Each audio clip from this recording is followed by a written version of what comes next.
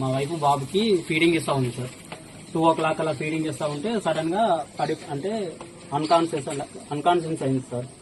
అంటే కళ్ళు తెరుస్తానే నోరు తెరుస్తా ఉంది, మాట్లాడుతుంటే సరే అని దగ్గరలో ఉన్న ఆటోకు ఫోన్ చేసి ఆటో ఆయన రామని ఇక్కడికి తీసుకొచ్చాం సార్.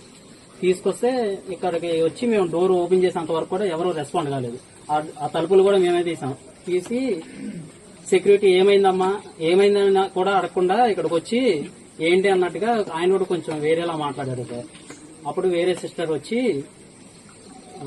మన షుగర్ టెస్ట్ ఒకటి, బీపీ టెస్ట్ ఒకటి చేశారు సార్. షుగర్ కొంచెం తక్కువైందమ్మా, ఓఆర్ఎస్ తీసుకోండి, ఓఆర్ఎస్ తీసుకుంటే నార్మల్ గా ఉంటుంది, ఏం కాదు అంటే పాపకు కూడా ఏం కాదు అన్నట్టుగా అన్నారు.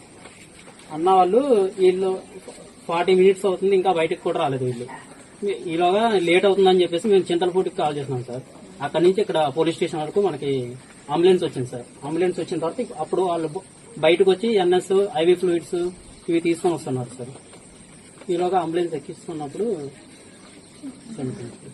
డాక్టర్ కి కాల్ చేస్తున్నా, డాక్టర్ ఉన్నారని అడిగితే డాక్టర్ ఉన్నారమ్మా అని చెప్పారు సార్.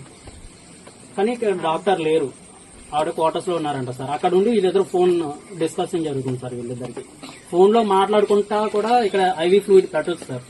కానీ ఐవీ ఫ్లూయిడ్ పెట్టకుండా వీళ్ళు చాలా నెగ్లెక్ట్ చేశారు సార్. మాకిక్కడే 45 మినిట్స్ పట్టింది సార్. ఇక్కడ అవ్వదు, లేదు చింతలపూడి తీసుకెళ్లిపోండి అంటే మేము చింతలపూడి తీసుకెళ్తాం కదా. మళ్ళీ రిటర్న్ వచ్చిన తర్వాత అడిగితే లేదమ్మా చనిపోయింది అన్నట్టుగా మాట్లాడుతున్నారు. వెళ్ళాం సార్. ఇక్కడ పని అవ్వట్లేదు అని చెప్పేసి చింతలపూడి తీసుకెళ్ళాం. ఇక్కడ చాలా లేట్ చేస్తున్నారని అక్కడికి తీసుకెళ్లేదానికి ఇక్కడే చనిపోయింది సార్. కన్ఫర్మేషన్ కోసం మళ్ళీ సిపిఆర్ చేస్తారని అక్కడికి తీసుకెళ్ళాం సార్. తీసుకెళ్తే చనిపోయింది, తీసుకెళ్ళిపోండి అన్నారు.